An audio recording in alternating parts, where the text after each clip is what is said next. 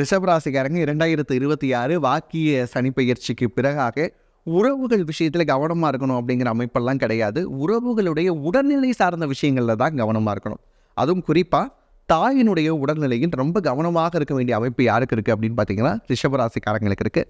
தாய்மாமனுடைய உடல்நிலையிலையும் ரொம்ப கவனமாக இருக்க வேண்டிய அமைப்பு ரிஷபராசிக்காரங்களுக்கு இருக்குது. சகோதர சகோதரிகள் கிட்ட மட்டும் சொத்து சார்ந்த பிரச்சனைகள் வராமல் பார்த்துக்கிறது நல்லது. இருக்கிறத சுமூகமாக பிரிச்சுக்கிறதுக்கான விஷயங்கள் பாருங்கள்.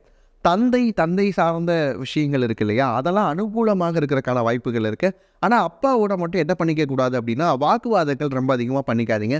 அவங்க ஒரு விஷயம் சொன்னாங்க அப்படின்னா அது நடைமுறைக்கு சரியே இல்லைன்னா கூட சரி அப்படின்னு கேட்டுட்டு அவங்கக்கிட்ட சரி அப்படின்னு சொல்லிட்டு வெளியே வந்துடுங்க.